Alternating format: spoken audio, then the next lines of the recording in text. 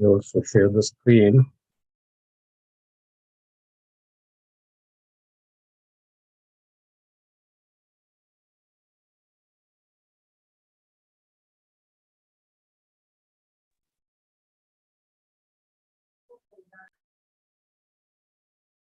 Able to see the screen? Yes. Yes, we can see your screen, Guruji. Haribol. Please hold your hands. Om Namo Bhagavate Vasudevaya. Please repeat after me. Yeah. Om Namo Bhagavate Vasudevaya. Om Namo Bhagavate Vasudevaya. Om Namo Bhagavate Vasudevaya. Vasudevaya. Om Namo Bhagavate Vasudevaya. Om Om Namo Namo Bhagavate Bhagavate Vasudevaya.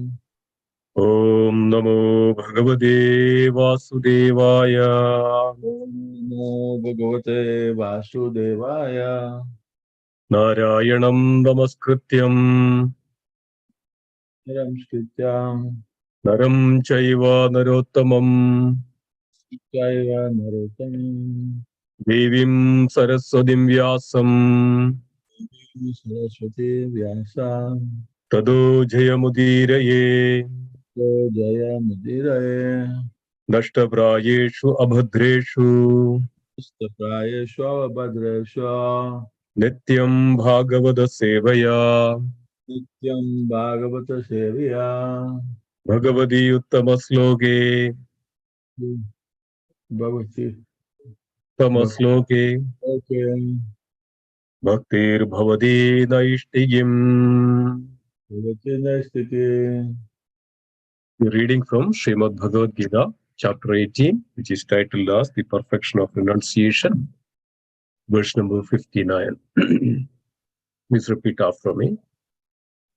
Yadahankaram asritya Yad Ahankaram Asya Ashtaya na yotsya idi manyase Na Yachosu Matsyase midhyeshya vyavasayaste Mitesya Vyavayasaste prakriti swam niyokshadi Kriti Swam Moksha Yadahankaram asritya Yad Ahankaram Karam Ashritya na yotsya idi manyase Yosva Iti Manjase mithyesha vyavasyayaste Nityeshas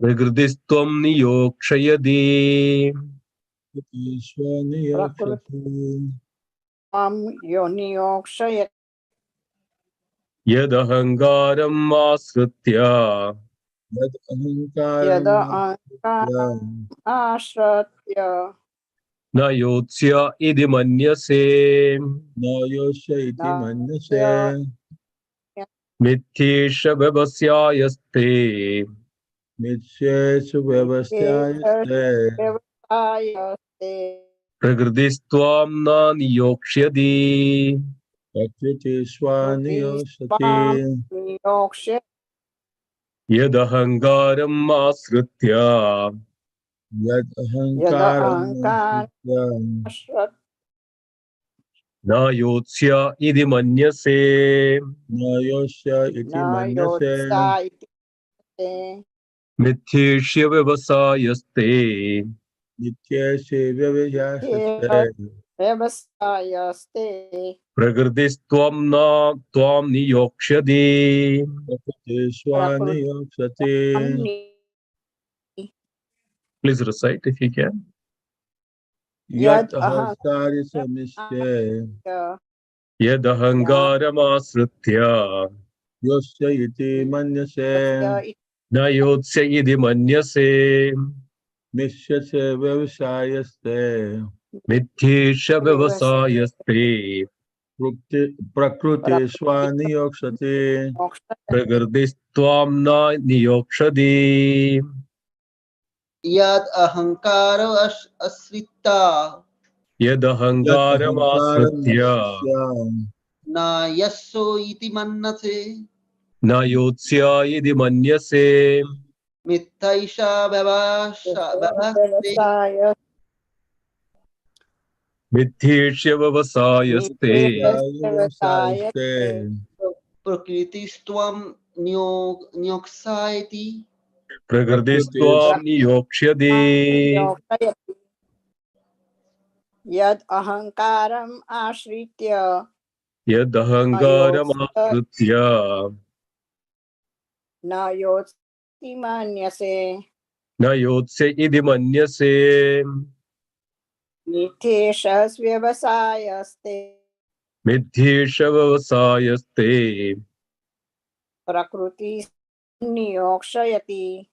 Prakrtistvām niyokshati. Anybody else? Please go ahead.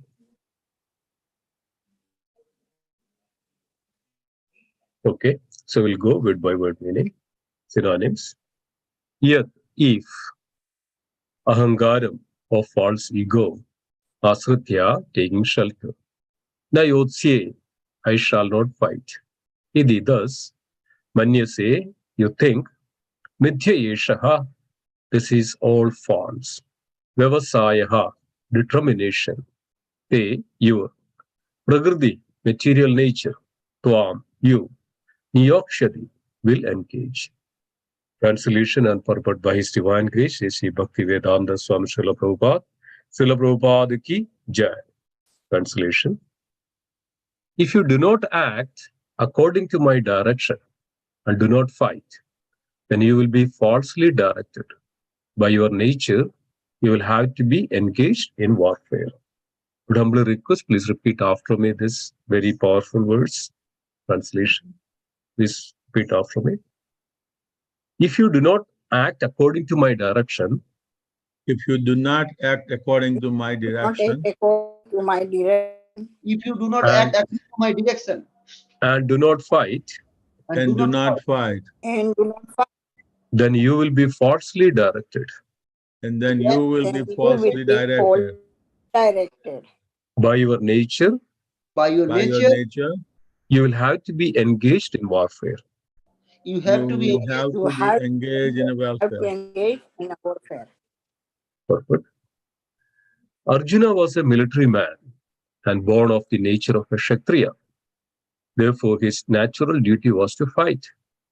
But due to false ego,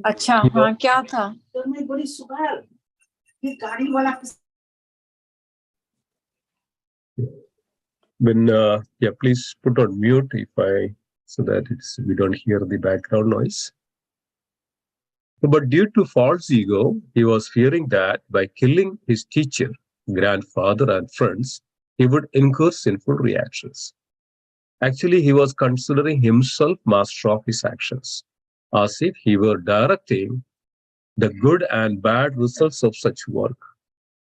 He forgot that the Supreme Personality of Godhead was present there, instructing him to fight. That is the forgetfulness of the conditioned soul. The Supreme Personality gives directions as to what is good and what is bad, and what simply has to act in Krishna consciousness to attain the perfection of life. No one can ascertain his destiny as the Supreme Lord can. Therefore, the best course is to take direction from the Supreme Lord and act. No one should neglect the order of the Supreme Personality of Godhead or the order of the spiritual master, who is the representative of God. One should act unhesitatingly to execute the order of the Supreme Personality of Godhead. That will keep one safe under all circumstances. Om Nagyana Timirandasya Jnananjana Salagaya Chakshurunmilidam Yena Tasmai Sri Gurave Namaha Sri Chaitanya Manobishtam Stabidam Yena Bhudale Sayam Rupakada Mahyam Dadadi Supadandigam Vandegam Sri Gurum Sri Yudapadagamalam Sri Gurum Vaishnavamscha Sri Rupam Sagrajadam Sahagana Raghunathanidam Tam Sajivam Sadhvaidam Savadudam Parijana Sahidam Sri Krishna Chaitanya Devam Sri Radha Krishna Padan Sahagana Lalidam Sri Vishakhanidamscha He Krishna Karuna Sindhu Dinabandhu Jagatpade Gopesha Gopika Kanda Radha Kanda Namostude Tapta Kanchana Gauranki Radhe Vrindavaneshwari Rishabhanu Sude Devi Pranamami Haripriye Vancha Kalpadarubhasya Kripa Sindhubhyevacha Padidanam Pavanebhyo Vaishnavebhyo Namo Namaha Jaya Sri Krishna Chaitanya Prabhu Nityananda Sri Advaita Gadadhara Srivasadi Gaura Bhakta Vrinda Hare Krishna Krishna Krishna Hare Hare Hare Rama Rama Rama Hare Hare Om Sahana Vavadu Sahanau Bhunaktum Sahaviryam Karavavahai Tejasvinamodidamastu Ma Vidushavahai Om Shanti Shanti Shanti Om Krishnaya Vasudevaya Devaki Nandanaya Cha Nanda Gopakumaraya Govindaya Namo Namaha Vasudeva Sudam Devam Kamsa Chanuramardanam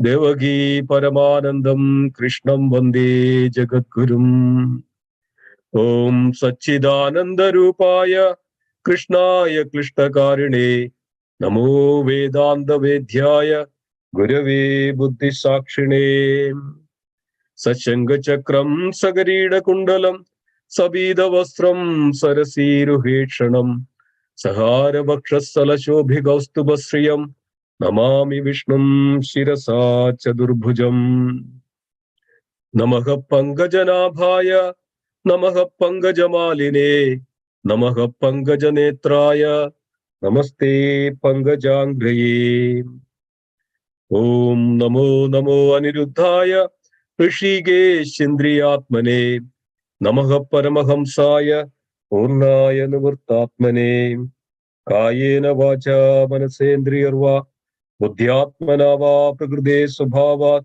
Karomi Yadval Sagalam Parasmai Narayanaye Samarpayami Harihi Om Tatsat.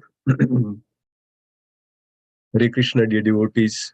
Thank you so much for joining this very auspicious, wonderful, systematic study of Bhagavad Gita. So today we'll be covering the verse number 59. So this chapter is titled as the perfection of renunciation. So we'll see that, and this verse depict that what is exactly the perfection of renunciation, or the sannyasa or the karma sannyasa yoga. What is that? The renouncing the activities or the results of the activities, or the activities based on the material activities. All this we can see that in this verse, what it's the real perfection of renunciation. So in this context of, in the previous verses, this is the section of Bhakti Yoga, even into the 18th chapter. We know that Bhagavad Gita is divided into Karma Yoga, and the Bhakti Yoga, and the Jnana Yoga, and the Ashtanga Yoga. So 18th chapter is summary of all those, and then we come to and reached up to the stage of the 18th chapter. In the summary, the Supreme Lord reveals that what is real Bhakti Yoga, and in this chapter also further to up to 69, and we can see that what is really the Bhakti Yoga, and what is the essence of Bhakti Yoga, and also the Supreme Lord reveals the most confidential knowledge in this section. So please pay very much attention. Just by understanding this, one can reach to that real stage, or the stage of perfection that is called Bhakti Yoga. So in the previous verses, the Supreme Lord was revealing to Arjuna that only he can be understood by the loving devotional service. Otherwise, it's very difficult to understand him. And one who comes to that stage of pure devotional service, Krishna is revealing that and saying that always under his protection. And such devotees reach to that eternal abode of mind that is imperishable and ever existing and everlasting. And Krishna is also revealing that such devotees, or that one has to depend upon all his activities upon the Supreme Lord and works always under his protection. And what does that mean? Krishna is revealing that we should be Krishna-centric in all respect. And this is the essence of Bhakti Yoga, dear devotees. Always think of Krishna. Manmana Mohammad Bhakto Madhyaji Mam Namaskuru Mame Vaishyandi Satyande Pradijane Priyosime. Worship me, offer your homage unto me, and thus you will come to me. Always think of me. Worship me, or offer your homage unto me, thus you will come to me because you are my very dear friend. This is the most confidential knowledge that which reveals in this section. So that's exactly Krishna is revealing, just depend upon me and work always under my protection. So what is that work under my protection? That anything any activities which we perform, all we offer as an offering to Krishna. So that's what is when we cook food. It says that in the 3rd chapter, if we don't offer that and if we eat for our own, to satisfy our own tongue, what does that mean? Then we are just incurring sins, or we are verily eating the sin. But that the bhoga, the food which we cooked, and if we offer to Krishna, then it's become the prasadam, which is called the mercy of the Lord. Then we don't incur any sins. So any activities like that we perform, and if we do it for ourselves and prove that which is come from us, it is that because of me that is happening, so that I am enjoyer, I am the doer, I am the enjoyer, then we are incurring the sin. We are incurring the sin, but at the same time, we offer our activities and the results of our activities to the Supreme Lord, then we will not incur any sin. That is called karma yoga. Or then without any desires to that enjoy that work or the fruits of the work, that is called the nishkama karma yoga, or akama, that is in pure action, in pure Krishna consciousness. This is called when somebody acts in pure Krishna consciousness, which is known as the bhakti yoga.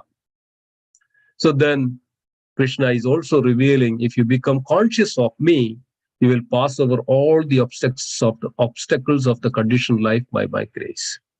So the devotees, then that obstacle is actually revealing into the next verse. So we have so much of obstacle in the path of the journey of our life. And to come to that science of self-realization, or the Atma Sakshatkar, come to the, the supreme realization, even to come to the little bit of this devotional service, there are so many obstacles, so many obstructions in the path of bhakti. It's not easy that to want to reach the pure devotional platform. But Krishna is revealing that, giving that the remedy, that the solution of that, how one can pass over all these obstacles and come to the stage of pure devotion, is that Krishna is revealing that become always conscious of me. So this is the perfection of renunciation. Rather than we are always this material consciousness, always we are become full of this material, how I can be so much, wealthy in this world, how I can become so much famous, how can I become so strong, and in so many reasons. Now can I, suppress others, how can I defeat others, how can I go on top of in everything. And without knowing or without having any conscious or any kind of knowledge of the Supreme or the realization, such people are under the spell of this darkness, is called ignorance or complete darkness. Andhakar, Andhaku, which is actually Prahlad Maharaj is saying that is called Andhaku. We are actually deep under the dark well. Andhaku, so much of ignorance. So then we cannot come to this stage. But then there will be lots of obstructions and obstacles in the path of bhakti, and it's very difficult to come out. So if somebody fall down in a deep dark well, so what would happen? Unless somebody come and rescue, we cannot come out ourselves, because there is no way that we can come out. So similarly, we are into this material ocean of suffering, the deep dark well on the coop, the dark well, We are fall into this dark world, but it's very difficult to overcome. But Krishna is saying that if we are conscious of the Supreme Lord, always, if you become conscious of me, you will pass over all these obstacles of this conditioned life. As we know that the conditioned life means that we are baddha, we are actually covered, and baddha, we are chained into this world with so much of restrictions. So we cannot go beyond certain limit. And sometimes we have to, go through these calamities. Sometimes we have to go through these problems. Sometimes there is problem from the nature, or the Devic problems. Sometimes we have to go through this Adhyatmic problem, our own problems. Sometimes we have to go through Adi Bhautik problem from others, even though we don't do anything. These all problems comes to us. This is called our conditioned life. No matter what, we have to go through Janma Murti Jara Vyadhi, Dukkha Doshanu Darsanam. We have to go through this birth, death, old age, and diseases. This is called conditioned life.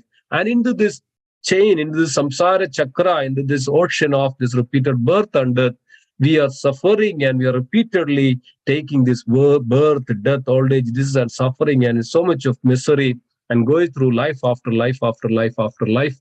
This is called our conditioned life. But only way that we can overcome and pass over these obstacles, and only by the consciousness of the Supreme Lord Sri Krishna.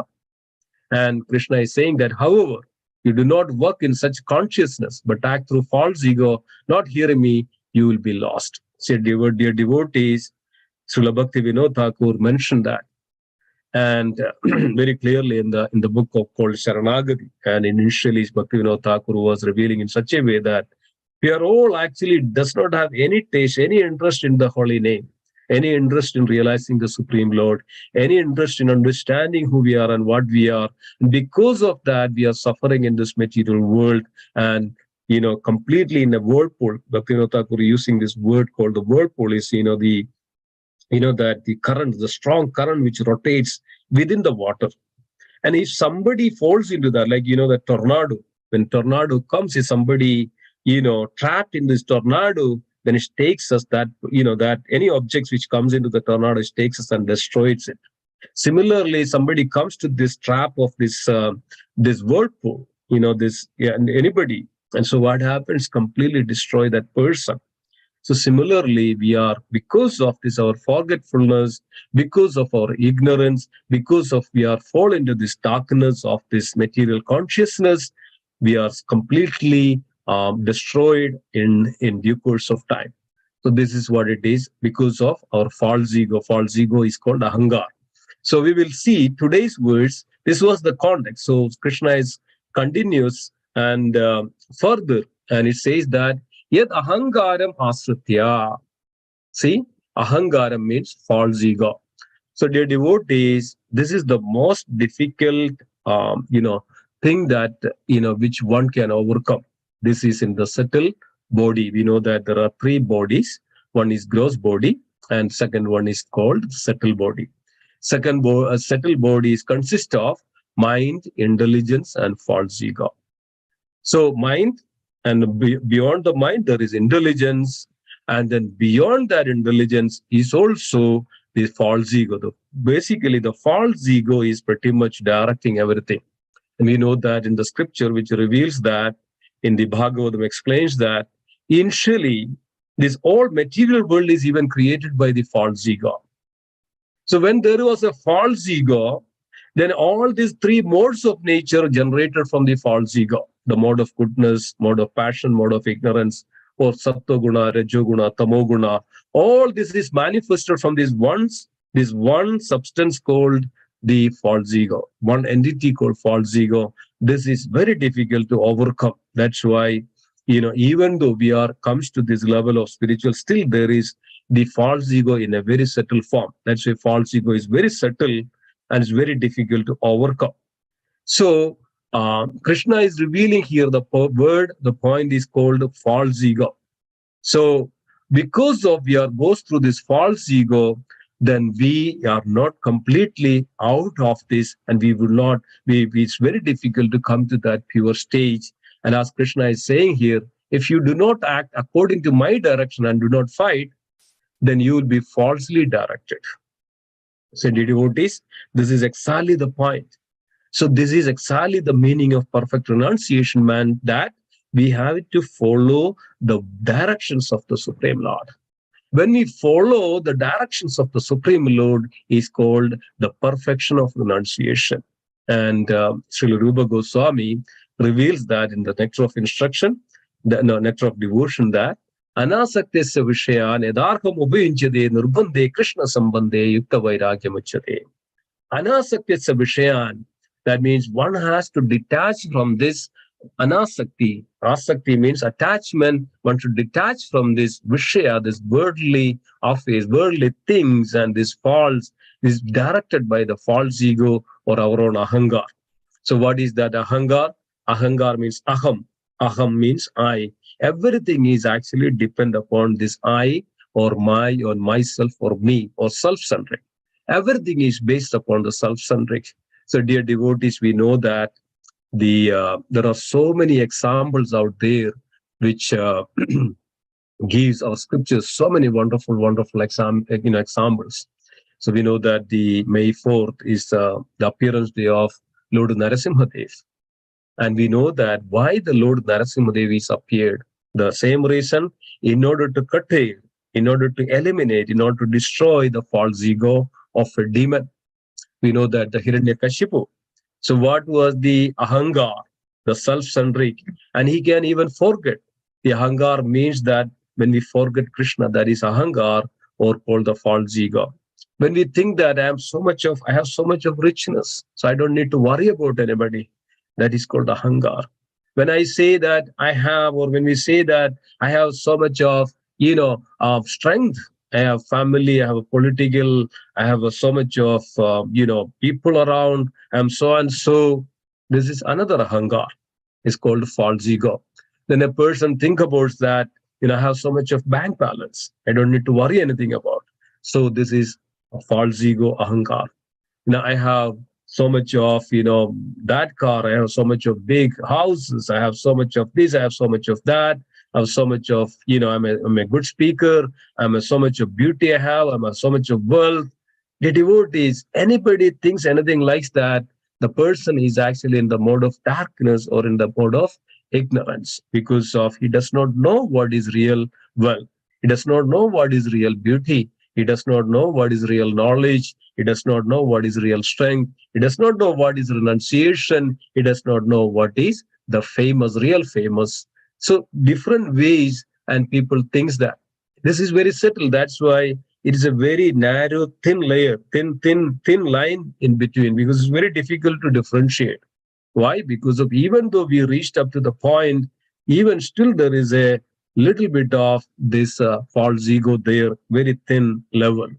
So it's very difficult to overcome unless and until one completely surrender unto Krishna. That's why this section is revealing, Krishna is revealing to that. If you work under my direction, and you will be saved. If you work under my direction, we know that the dilemma of Arjuna.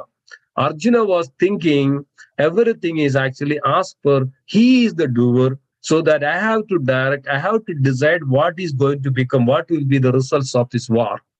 Arjuna was so much afraid of that he is going to kill his grandfather, his teacher, his kinsman, and all his relatives. So Arjuna was thinking that I am the doer for it. And I am the reason for their death. If I kill them, then everything is dynasty will be disturbed, dynasty will be discarded, everything will be polluted. Then I will be, how can I live on that, the blood of that slain? So Arjuna was thinking this way. The devotees and your Bhagavad Gita is Krishna is revealing that, oh Arjuna, that you are just an instrument here. You are only supposed to act that what is you are supposed to act, because of you have a quality of a Kshatriya. You born in a Kshatriya quality. Chadurvarnya Maya Srishtam Gunagarma Vagasham, that all these different qualities, created by me. So you born in a family of Kshatriya. Your duty is to do, your duty is to fight against the injustice. That's your duty. You are not supposed to worry about what is the result, what results will be there, or how it is going to affect everybody. That is Krishna is saying that that's my problem, that I will take care of it. So this is Krishna's promise. so that if you work according to, then you will attain my grace. And any work, as Krishna says, that any work you do according to my will, my direction, then there is nothing to worry. You will not have to worry how that will affect you. But by my grace will be there, my blessings will be there, and that work will be the perfect work. So dear devotees, this is called the perfect renunciation. As it's mentioned that, anasakti sabhishayan yadarham ubhayinchade. And without so much of attachment to this material world, without attachment to this worldly things, anasakti sabhishayan yadarham ubhayinchade, utilize everything for the service of the Lord in this nirbandhe Krishna sambandhe. That is called perfect renunciation, is called the yukta vairagya. That's this chapter is entitled to and revealing to us. So we know that the Narasimha Chaturdashi is coming, and we know that the story, the incidents of Hiranyakashipu. Because of this false ego, that I am the Lord of this world, what, that the same Hiranyakashipu, in order to attain this power, this strength, he went through so much of penance. He had to go through the severe austerities, and thousands of years he has to go through in order to attain this power from whom? Brahma. So now he got this power. Now he is thinking that he is the Lord. So dear devotees, this is called ahangar. This is called a false ego. When a person has something, and then he started to think that, oh, this is because of me, that is called ahangar. These are all different Hiranyakashipus. So now what is Hiranyakashipu did? He started to conquer because of he acquired so much of strength. What is that strength? That from the Brahma, he got a boon that nobody which is created by Brahma can kill the Hiranyakashipu. No creations can kill. So because of this, this empowerment, the boon, the strength of his boon, he was conquering everybody in this world. There is nobody left in this world except the Supreme Lord. So everybody was even under the control of Hiranyakashipu. Now he started to order to the people, all the people in the world, all directions. He said, nobody should start to worship Lord Vishnu. I am to be worshipped. So dear devotees, we know that in our society, in our community, in our country, wherever we go, we saw that this kinds of mentality. Everybody says that I am to be worshipped. I am to be worshipped. Because of that, I have this much of wealth. So I have to be worshipped. If the wealthy person comes, he's looking for where I can sit on the front row or front side or on the dais or the stage. If you have so much of beauty, he thinks that, oh, I have to be there to be enjoyed everything. This is the ahankar, this is the nature. So dear devotees, our scripture is so wonderful. Why it is revealing to us to establish this principle that we are going against the will of the Lord, will of the directions of the Lord, and we come to this false ego in the stage of this very, ignorant stage. So a person thinks like this. Hiranyakashipu was thinking like that. Now I have so much of power, I'll conquer everybody. Now who is there? So now I am the most powerful person in the world. Now you have to worship me. You have to worship me. And same mentality we can see in every one of us, that I have to be worshipped. I have to be respected. I have to give, all these things. I have to give primary positions. I have to give that. So what is happening? So people are fighting each other. The presidentship or whatever it is, one has to reach because of I am the strong person. I'm the powerful person. I have to be worshipped. So everybody is fighting each other. So we can easily see that. So just by the presence of the Supreme Lord curtailing all this false ego. So then Hiranyakashipu was thinking this way. So Hiranyakashipu then ordered that everybody should worship me. So then we know that all those things, and then we know that the Prahlad Maharaj born. When the Prahlad Maharaj born from the womb of Mother Kayadu was in the hermitage of the sage Narada, under the protection of sage Narada. So this is also very important. Why the Prahlad, the Narasimha story is so powerful, and why we are going through and understanding this, because of just by the association of a pure devotee, dear devotees, all this darkness can be dissipated. All the darkness can be, go away. And just by the association, just by hearing the holy name and the glories of the Supreme Lord, even within the womb of Mother Kayadu, the little Prahlad was understood and absorbed the science of the Supreme Lord.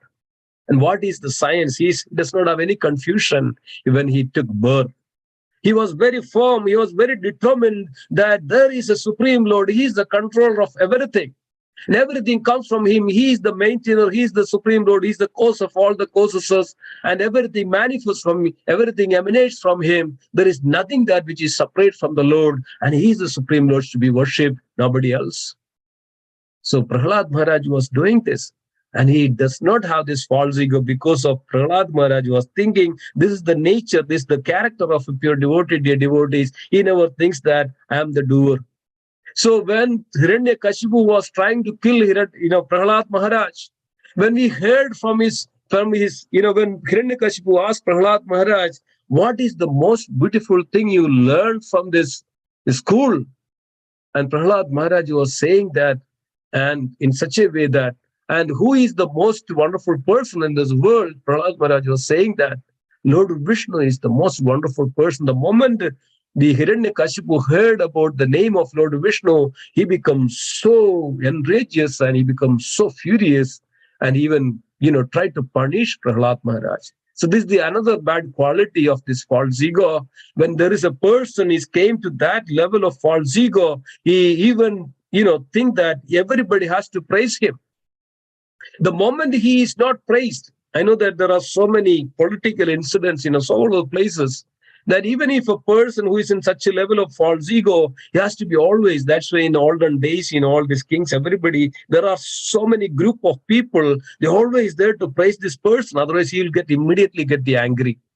So the moment the Prahlad Maharaj, as his own son, praised the Supreme Lord, and he thinks that I am the topmost, I am the supreme, and there is beyond that, and even my son is praising the Supreme Lord Vishnu, Prahlad, Hiranyakashipu got so much of, angry. And every time when Prahlad comes back from the school, and Hiranyakashipu was asking this, what did you learn today? And Prahlad Maharaj saying that all we are in this world, oh my father, are in the Andhakoop. We are fall under this darkness of ignorance. Only way that we can come out of this one, taking the holy name of the Supreme Lord Vishnu, that one should go through this 9 pulse of bhakti, Sravanam, Kirtanam, Vishnu Smaranam, Pada Sevanam, Archanam, Vandanam, Dasyam, Sakyam, Atma Nivedanam. If one doesn't go through any of these processes, he is under the dark well in this material world. So this is what is Prahlad Maharaj told to Hiranyakashipu. And Hiranyakashipu becomes so furious. And he ordered to kill Prahlad Maharaj, his own son. We can think about the devotees, how this false ego, this ahangar, takes a person so blindfold. And he ordered his soldiers, his guards to kill Prahlad Maharaj. But on the other hand, who doesn't have any false ego, he thinks that I am under the protection. I am always, all my duty is to remember that Supreme, understand that Supreme Lord is the completely, is the protector. Srila Bhakti Vinod Thakur reveals this.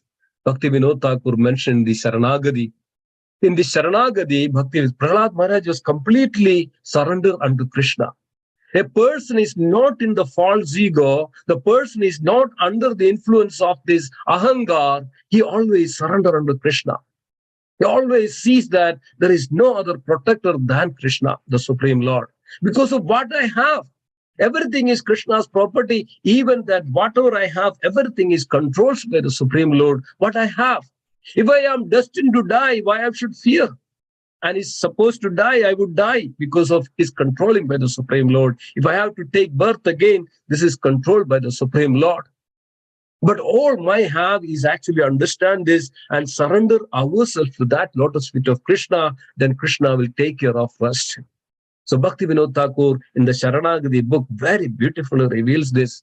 And what is Bhakti Vinod Thakur says that, what is the process of Bhakti? Anukulasya Sangalpa, Pradikulasya Varjana, Dakshishyadi Vishwaso, Goptrupte Varnam Tada, Atma Niksheba Karpanye, Sadvidhi Sharanagati. That means we should always remove this false ego, eradicate this false ego by coming to this devotional process and the bhakti. Then what should do? Then we should always have this anukulasya sangalpa. we should always do favorable activities for the service of the Lord. When a person is completely under the false ego and the ahangar, he does not come. He always do things favorable to him, favorable to his near persons, favorable to his family, favorable to immediate and near and far. He was always self-centered and self-centric. He can't do anything. He does not understand.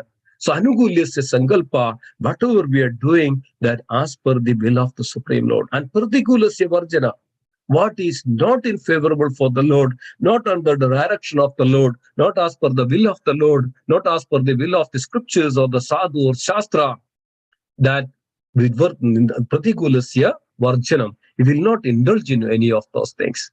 So this is called surrender. This is called one who is not in the false ego. Then dakshishyadi vishwaso. So one should have this understanding that in all circumstances, Krishna is the protector. Dakshishyadi vishwaso, that faith, that strong faith we should have, dear devotees. This is called surrender, and this is the stage of that we free from the false ego.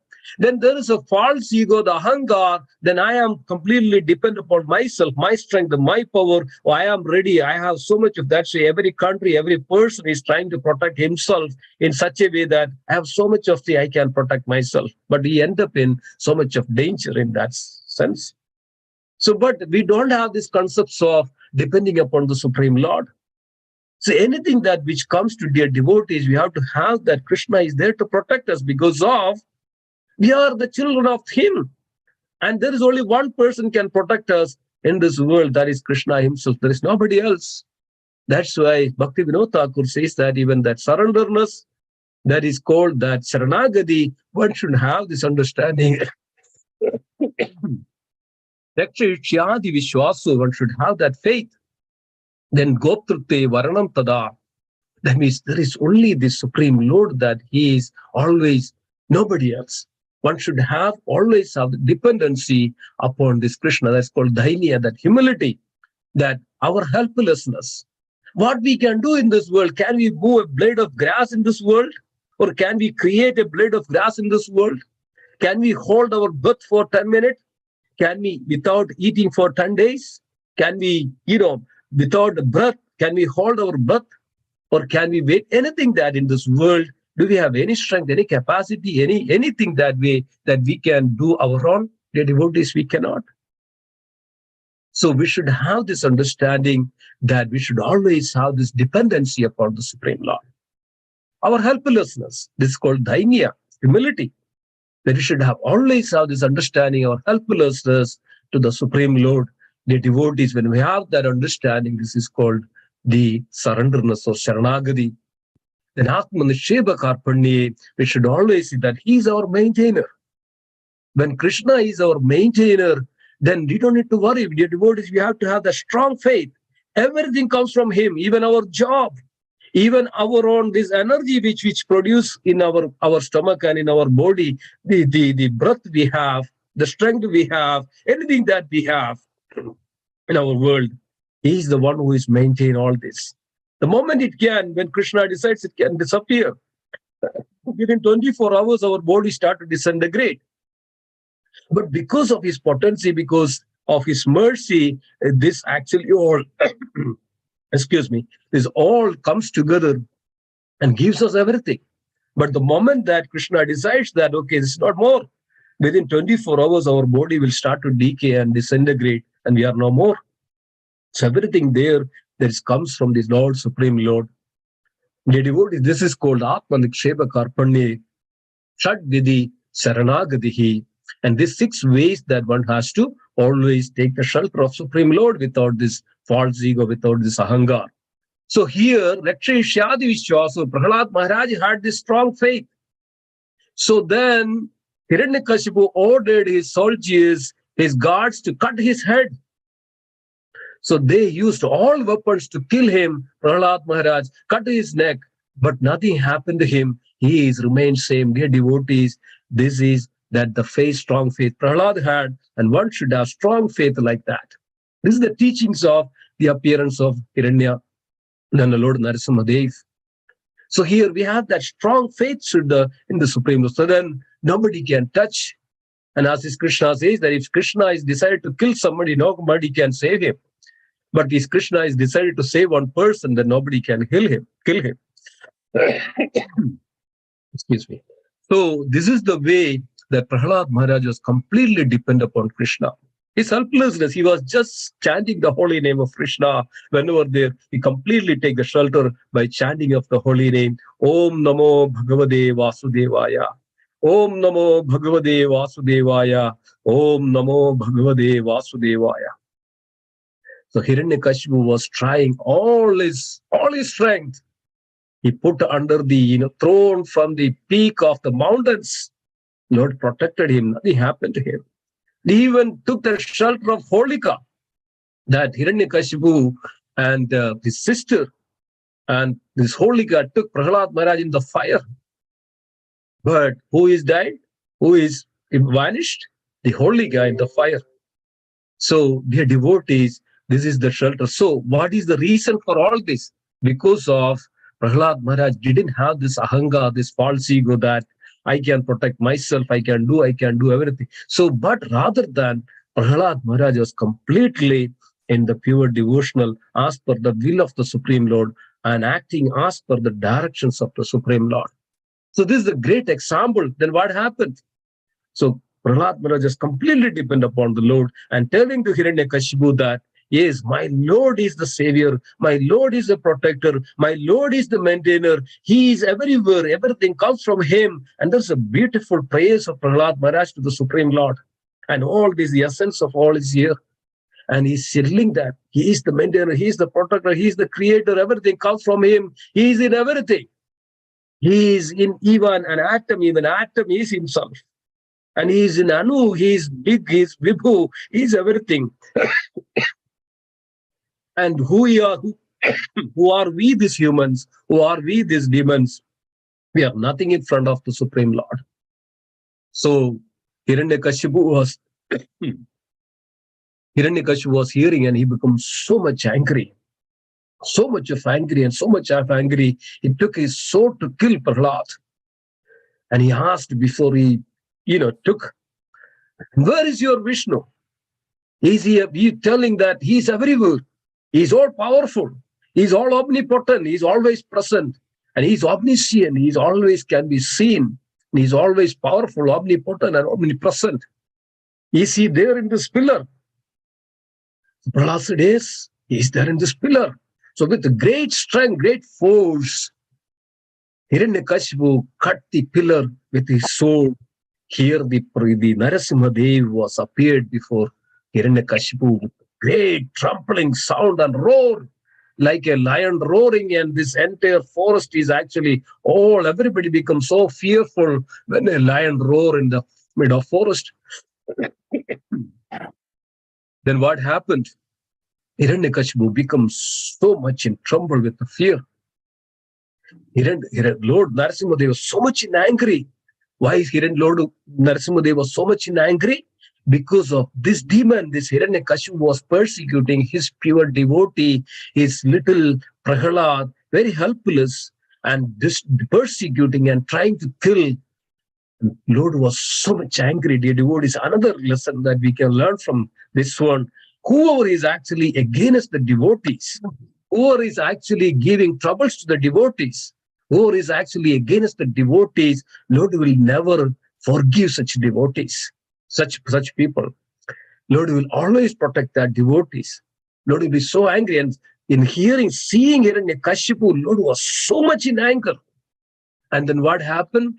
Lord Narasimha Dev took the Hiranyakashipu and he about to kill. And Hiranyakashipu had some wounds that he should not be killed in the inside or outside, or evening or daytime or nighttime, or with any weapons, not with the creations of the Brahma, not in the daytime or the nighttime, not in the sky or not on the land. These many boons he acquired from the Brahma.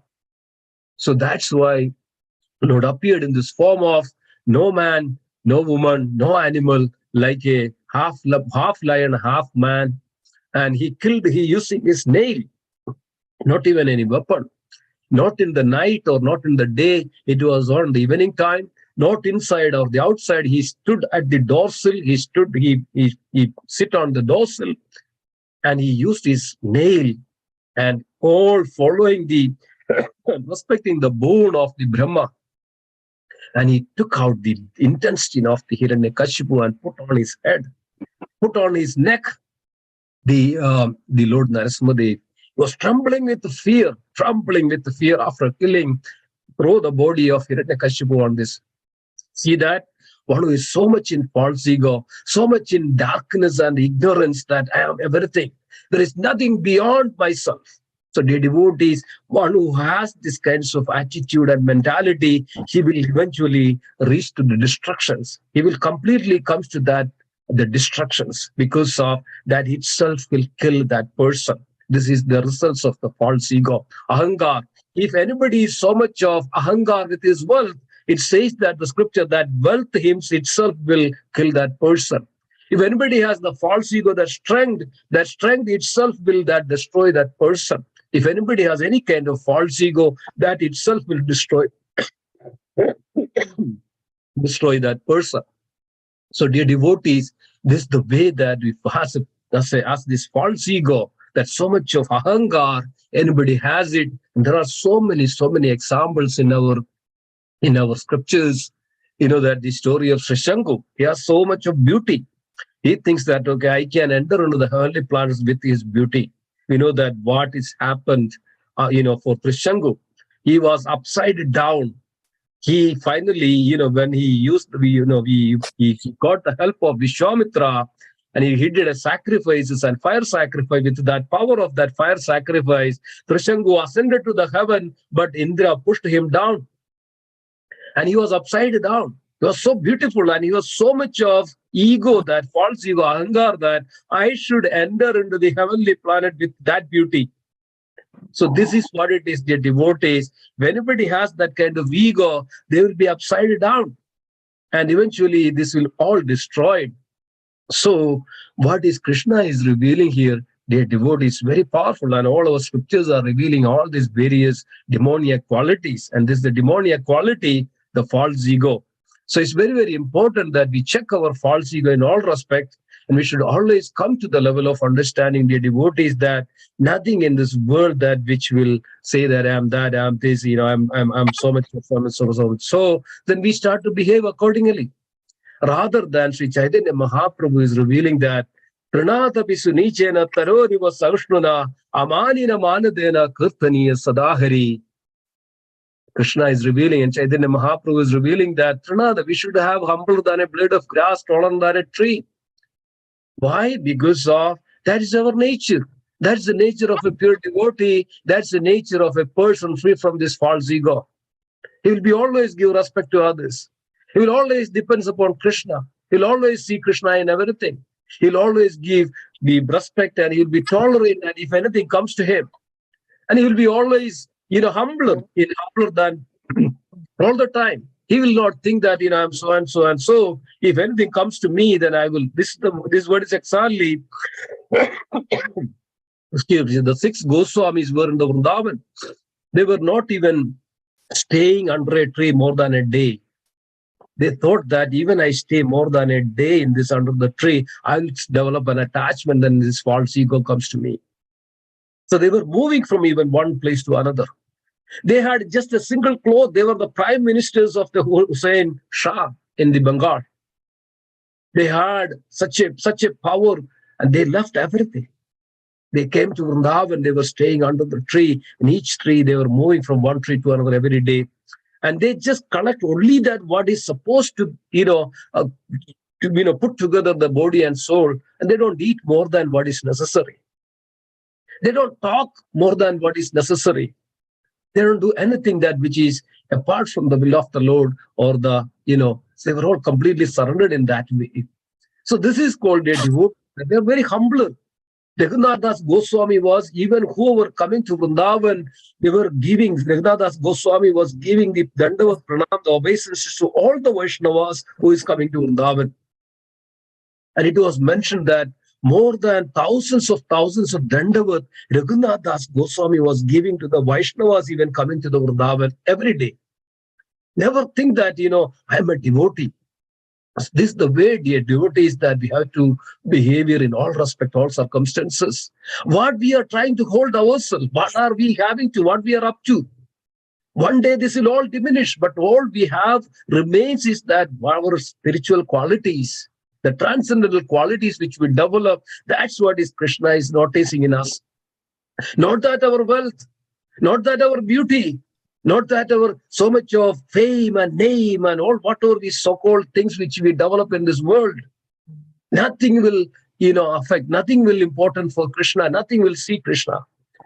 But only that Krishna is seeing that all these wonderful transcendental qualities. And what we are so much in self-centric, so much of ego, ahankar in so many ways. And then what we are then putting everything aside, and we put aside Krishna and we put ourselves in the center of all our activities. But rather, dear devotees, we should come Krishna, put center in the Krishna, put Krishna in the center of our everything, and understand and pray to Krishna that please engage me in your service every moment. Always think of Krishna, always goes as per the directions of the Krishna, free from this false ego. Then such people will attain the grace of Krishna. Krishna's glance, Krishna's grace, and Krishna's mercy.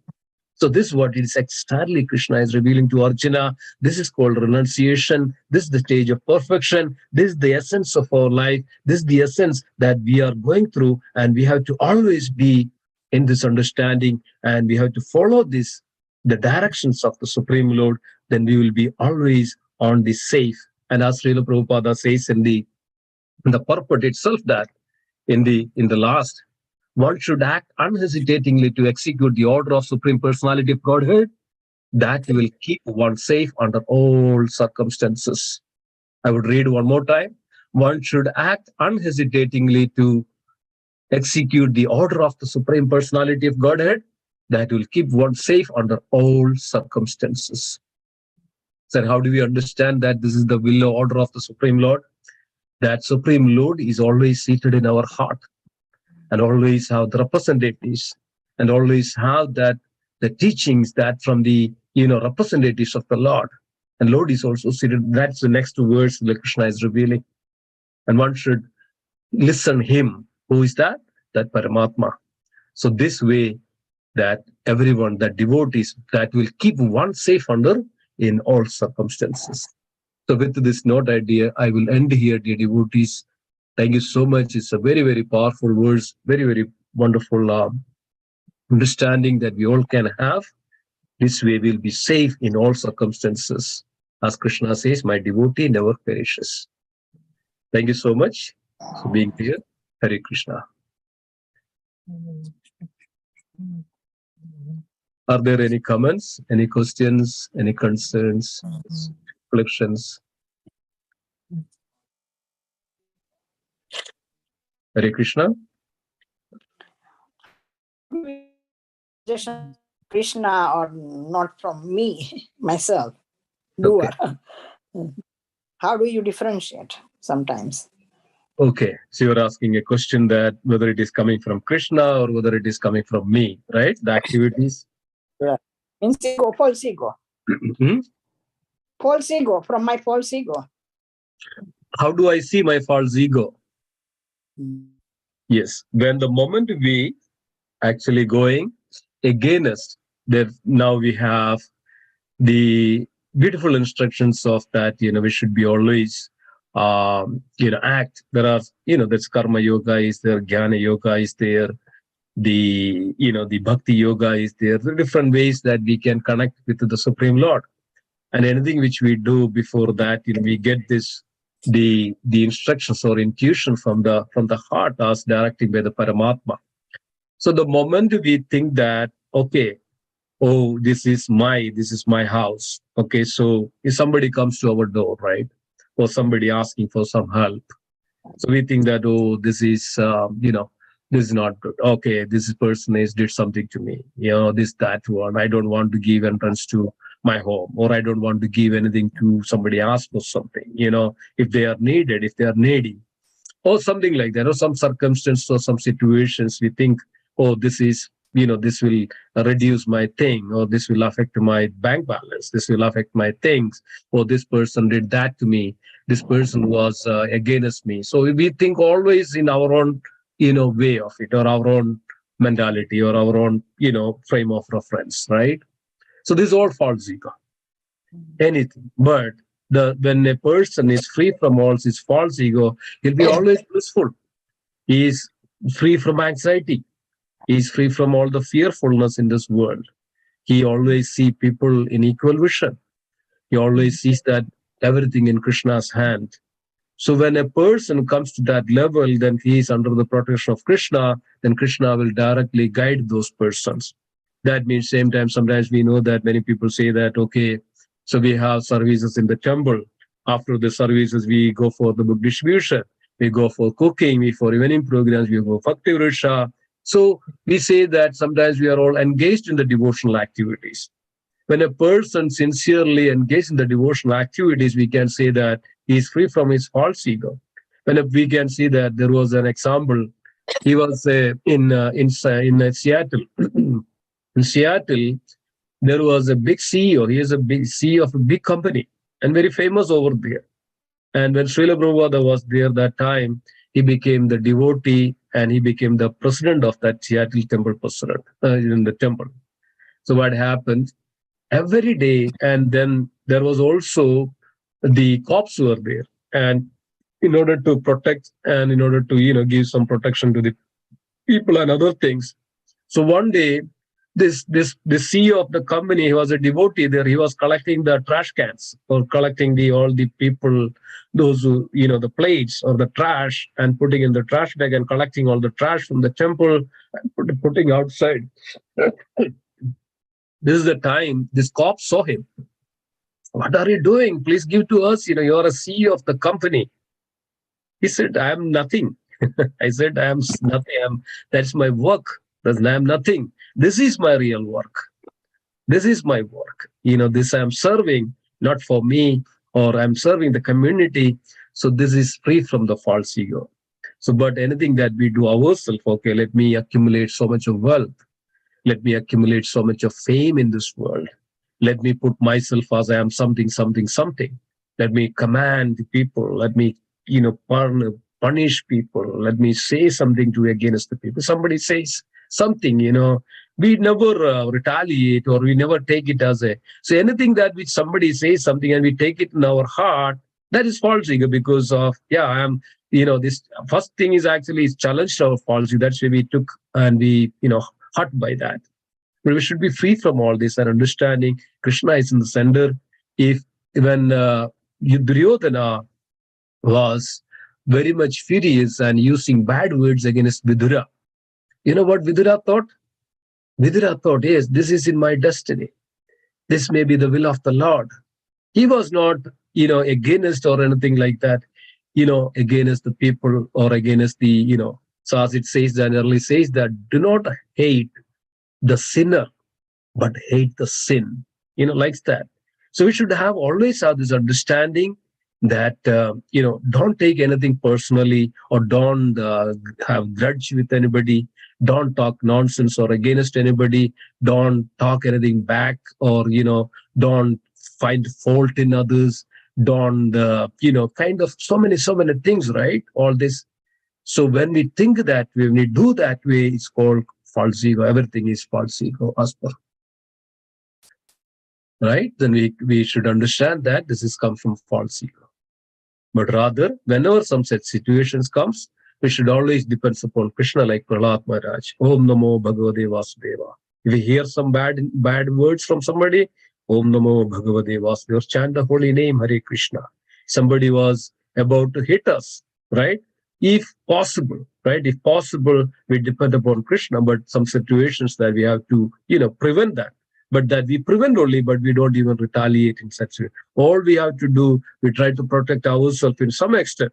In the case of Draupadi in the assembly of Kuru, she was trying to protect herself, but some point of time, she has to release, she has to call out the name of Krishna, call out the name of the Supreme Lord. The Supreme Lord directly intervened. Till that time, Krishna didn't intervene. So yes, So that's our nature. Somehow we try to protect ourselves, but ultimately only Krishna can save us. In all respect, all circumstances, only Krishna can protect us. So with that understanding, we should behave, we should talk, we should see everybody, should give respect to everyone.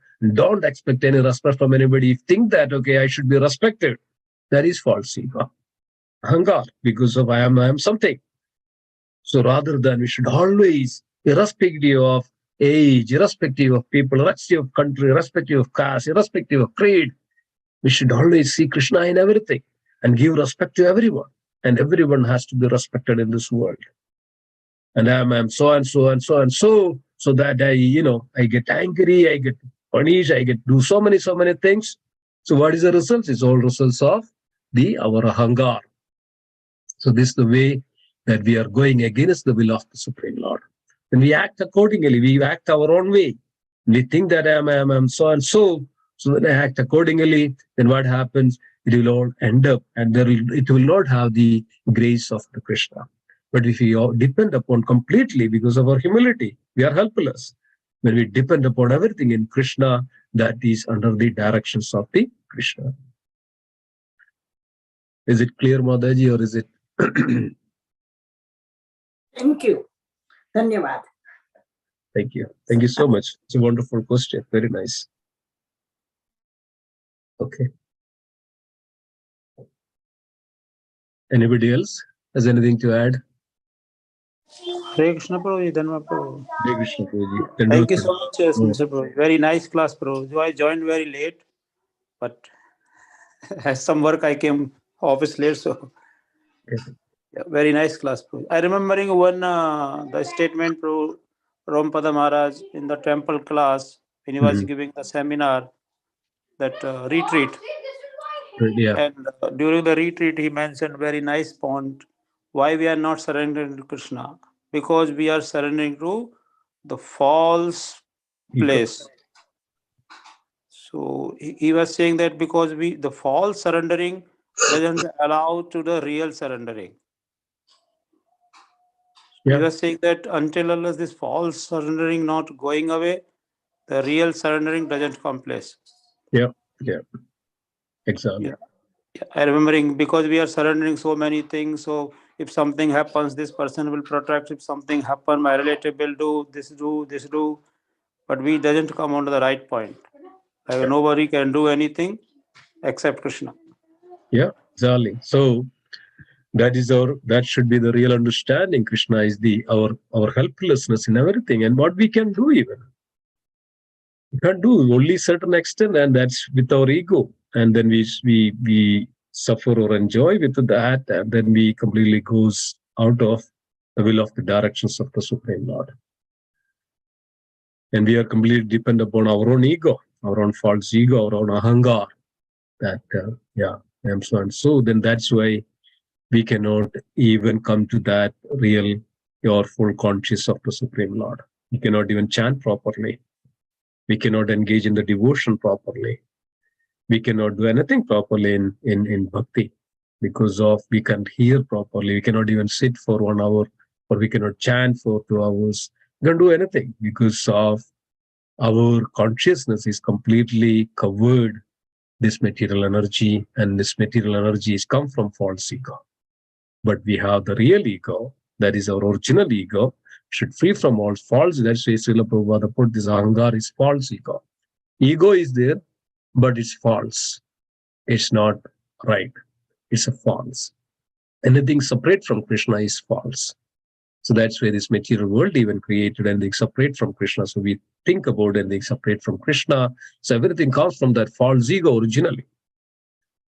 And then moment we, by this process of bhakti, doing our religious dharma, the eternal sanatana dharma, the duty, that the dharmas to sakshat Bhagavad praneda, savai pumsha paro dharma yadur bhakti radokshache. That the ultimate dharma of each person is to render loving devotional service unto that Supreme Lord Adokshaja. Then only we can free from all those. When we come to that, then we'll be completely free from all these contaminations, and under the protection of the Supreme Lord, under the grace of the Supreme Lord, and then free from all this.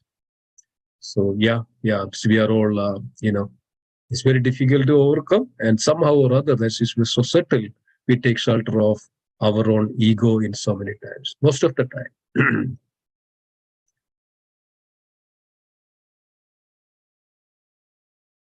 Yeah. Thank you for the realization and bringing that point, Roshi. Very nice. Okay.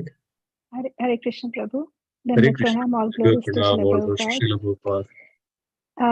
Prabhu, I have a question and I want to clarify my understanding of something that I heard recently. Okay. So I heard that, like just the way, say for example, electricity, right? So it is a power. And wherever it enters that power, you generate the output accordingly. So say, for example, if that power enters into a heater, you get warm air.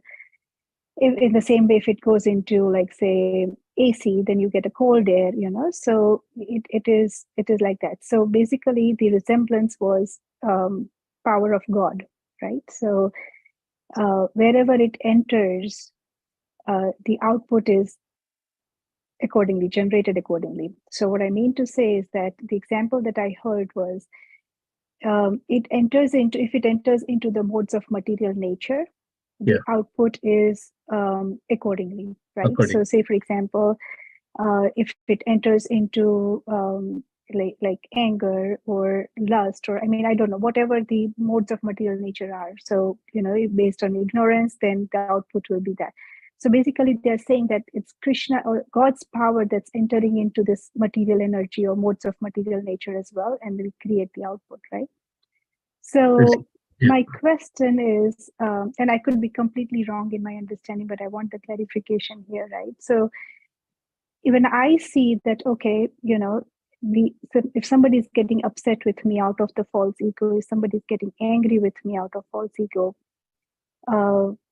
we say Krishna is the cause of all causes. So is Krishna's power entering into that person's false ego and generating the output based on my karma? And if I realize that okay, this is Krishna's power or Krishna's output, this is Krishna's causing this, and maybe it is wiping off my karma, I get very silent, I accept the anger against me. But if I feel that no, out of my false ego, if I position myself from that, then definitely I rebel, right? So just want to understand that, is my understanding correct or it's completely wrong? So is there any hands in Krishna? That other person is getting angry, is that the will of Krishna, right? Correct, because when we say Sarva Karan Karanam, right? So if Krishna is the cause of all causes, on one hand we say that. So if Krishna is generating that, or is it the independent will of the person or mode of ignorance? Or on the other hand, if Krishna's power is entering into modes of material nature, then is it generating the output? Yeah, wonderful, very nice, very beautiful question, Manaji. So is the way we need to understand. See, there is, of course, this material energy is Krishna's energy, but it's called the indirect or inferior energy of Krishna. As Krishna reveals that in the 7th chapter, Bhumi Rapo Nalo Vayu Kam Mano Buddhi Revacha Ahangara Midhyame Bhinna Prakriti Ashtadaha. Bhinna Prakriti Ashtadaha. So how do we see that? How do we understand that? Like a fire. We know that fire is very pure, right? When it is on the, the pure form of fire.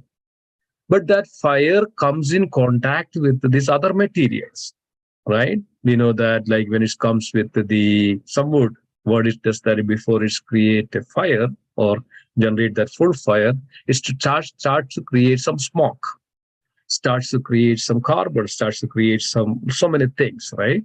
So this is the nature of this material world. Even though it's come from the fire, yes, without fire, there is no smoke, right?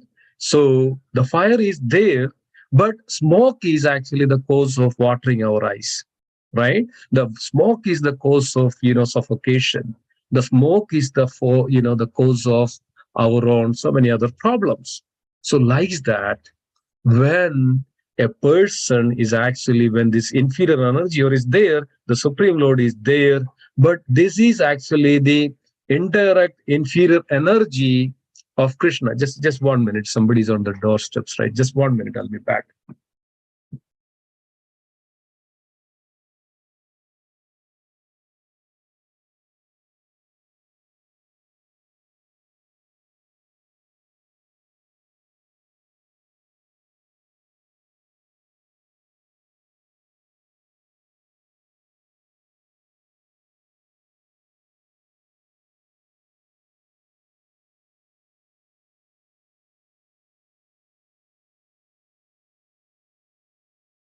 Sorry, I'm back. Okay. So are you able to hear me? Hare Krishna? Yes, Prabhu. Okay, yeah. So, so what are you speaking? Yeah, so everything is actually is Krishna's, that energy, the will of that, everything is part of that material energy. But as Krishna says that this is my separated energy or the Fina Prakriti, so that behaves in a different way. Like for an example, as I mentioned that. So when a person get angry, that is the reason, that is because of whether which mode he is in. That is a material energy, right? So that is everything is works as per the directions, as per the. So the anger part is actually that individual decision. That anger part is, but when it's get angry, then suppose a person, like Srila Prabhupada, they give an example, like when a person is sitting on a car, right? So that runs like 60 miles per hour or 100 miles per hour. The same person sitting in an airplane. So how they behave that the airplane? Because that may run 600 miles per hour or 1000. This goes different way, likes that. So depends on that what mode we have in. So that person depend on accordingly has to behave, right? So yes, so that mode, how do we get? Because of that our free will. That means how do we behave? That free will we have. So person getting angry, that is his free. That's his that whatever he goes through, and he decides that, and he's the cause of that. When a little minute freedom he has, then he thinks accordingly. That means he has that ego, he has that ahangar, he has that everything, right? So when he behaves accordingly, then it's his karma. This is actually, yes, because of his mode he behaves, and when he act accordingly, then he creates also the karma. This all we are responsible for it. So when Krishna says that everything as per the will of Krishna, everything as per so this like as it says that like a car, airplane, that's the nature of it, right? So that nature is actually come from Krishna. That's energy. But whatever is within that will, which is actually independent and individual, then when it comes to that, he is actually come from that individual free and individual, the nature of it. Then that's why he has to goes to karma. Otherwise, there is no karma concept of karma, right? There is no concept of karma that whatever he person does. Because of he is acting independently from his ahangar, from his false ego, from his modes of nature, all these results of it. There are five components over there. So then super soul is actually just like an airplane, right? When it's flying in the sky, a person, feel that, I'm sitting like in a house, right? So why the nature of that same like that? So likes that, but that who is operate, who is actually facilitating all this? The Lord, right? His inferior energy, but which the action comes from that individual. That individual is all responsible. It is not Krishna is not all responsible. So I got you got the answer. I think you got the answer, or I. Yes, Prabhu. Yes, little clarity. Yeah. Little clarity So is there. yeah, it's a very light thing, and we think that okay, also Krishna is the cause of everything, so that he is free from it. Oh, this is also Krishna's. No, it is actually it depends on that mode. He gets the mode according to his karma, then he start to behave accordingly, and then from a person the mode of ignorance he behaves accordingly and passion accordingly. But again, if a person in the mode of ignorance, that he can also become a pure devotee of the Lord. Where does that come from? His own free will, his own independence, that free will is come from that. So he can act accordingly. So this is all comes from that person. And that either that's why he is the living entity is called Tadastha Shakti. He have a choice. He have a free will that whether I can pick the right thing or wrong thing, whether I can go with the Lord or I can go with the material energy. So this karma, the theory of the law of the karma is out there. So the person act accordingly because of his whimsically, because of his mode, his anger. It shows that to others. It's all false ego. This is from the, not as per the will of the Lord, right? Not as per the, today's words.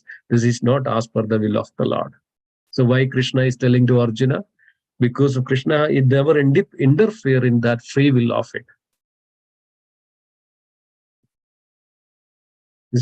You're getting that? Very nice, Prabhu. Yes, very nice. Thank you, Prabhu. Thank you. Hare Krishna. Hare Krishna. Thank you so much, Madaji. Nice question. Wonderful question. Okay. Anything else? Any other questions? Any other comments? Hare Krishna, Prabhuji. Prabhuji, Hare I have Krishna. a question based on what Mataji said. Like many a time, we just think like it's our karma, and because of that person is behaving in a certain way. Yeah. And we don't act on that person behavior. So it's not that we are encouraging that person to behave in a more adverse, in a more bad way, rather than saying that the way you behave, it hurts me. Then maybe a kind of a check on that person. Otherwise it becomes like that person starts they take you in a very, they don't take you seriously. It's like it becomes a daily habit. So it's not the way to, like, maybe the way of speaking or the communication should be in a better way, but we should check on them sometime. Like, a good question. Very wonderful. As per the scripture, there are only certain types of the people has the rights to do that. Not everybody. Like for a mother, for a parent to the child, has a right to check that. A guru to his disciple has a right to check it. A king to his subjects has the right to check it or punish, like a mother has the right to check and punish for to betterment. A guru, a husband has a right to, check on his wife, or, wife vice versa is there because of the relationship. A brother or sister or father to the children, or the, teacher to his, his pupils, or the spiritual master to his disciples, a subject, kings to the subjects, and those who are authorized to do that. A judge to the, the criminals, likes that. Not everybody. So like, we are not in any of this picture, any of this one, right? Or somebody comes and like, from a blue moon, or somebody is that, something like that. Like a close friend, it's also mentioned that this is Chanakya, this is also Chanakya mentioned. A close friend that, is able to listen, that we have that one, right? Not everybody. So if you have such, credibility or such, position or something like that, then we are able to check that person. We are able to control that person such a good manner, right? Such a good way of good manner, so that they will not be. So that's our duty. That's our dharma, duty to do that. But not everything or every conditions of it. So then, this as per, in that situations, what we should tolerate. That we should show our respect in everything, and should all those things, and we should always depends upon Krishna, and we should pray to Krishna that, give them a good intelligence and good way, things like that. So not in every situation, not everybody cannot do that. So if I understood your question correctly, Madaji, is that okay, or is there some more clarification is needed? no, Prabhuji, it's like, if not anybody can, like, anybody comes from anywhere and tells you anything and you just tolerate it. It's not like that. Okay. Right? Means what you said, like a husband can check on a wife can check on a husband. Like, Yeah. Whatever it's in the, not like people who are credible, who has that credibility can only check on you, not everybody. Not everybody. Yeah. In that case, maybe like in a better way, like the way you behave, or we can communicate with them, right? Like, yes, exactly. Yeah. Yes. Yeah. That is our good heart, because of we are as per the will of the Lord. We are against the false ego. That means, yes, there are certain things wrong. Wrong is wrong, right is right. So a person behave very whimsically, badly, and yes, we can guide them in such a way that as we are in a situation to do that, we should do it.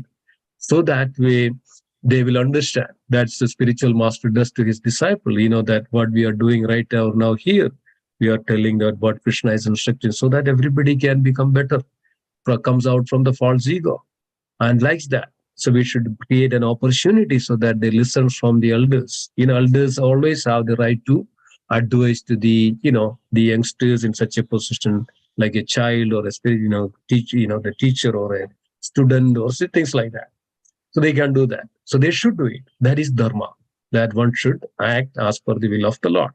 So like what, so many ways, like Bhishma, does that, Vidura does that, all the acharyas, all the sannyasis, all the sages, everybody does that. What Vyasadeva advising to Duryodhana many times, right?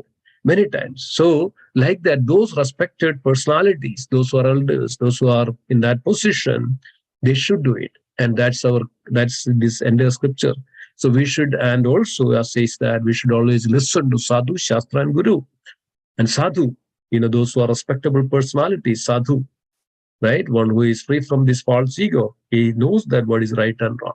So we should always have that heart of listening to others. That means, this, yes, we should, that means we should also, if we are in a position like a mother or a wife or, whatever husband, we should put that and we should advise and we should have that guidance, whatever.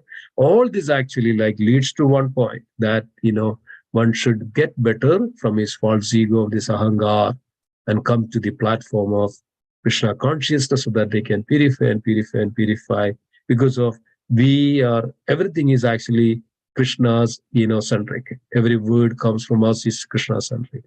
And every activities we do is come from the Krishna centric, not our own whimsical or own way of it. And yes, that's our duty, dharma, to a husband or a wife or a parent or a mother or a teacher, likes that. So yeah, we should definitely do that. And so that's way the world will become. That's why also, as Krishna says, that they are all representatives of the Lord. Like a teacher, we say Madha, Guru, and elders and sadhus. They were all, for a person is a representatives of the Lord. A king is a representative of the Lord. A teacher is a representative of the Lord. Spiritual master is a representative of the Lord. Even for a wife, husband is representative of the God, right?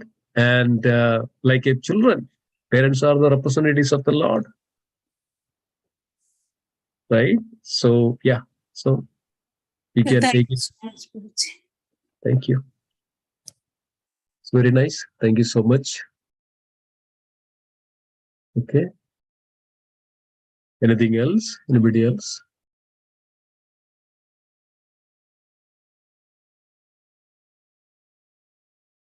Okay. So then nothing else. Thank you so much, dear devotees. Let's conclude today's session. Let's pray together. Vancha kalpatarupasya krapa sindhu bhyevacha padidana pavanebhyo Vaishnavebhyo Vaishnavebhyo namo namaha. Vaishnavrinda ki jai. Jai. Mera Srimad Bhagavad Gita ki jai. Jai. Srila Prabhupada ki jai. Jai. Gaudi Vaishnavrinda ki jai. Jai. Gauri Premanande Hari Hari. Hare Krishna. Thank you. Thank you, dear devotee. Hare Krishna.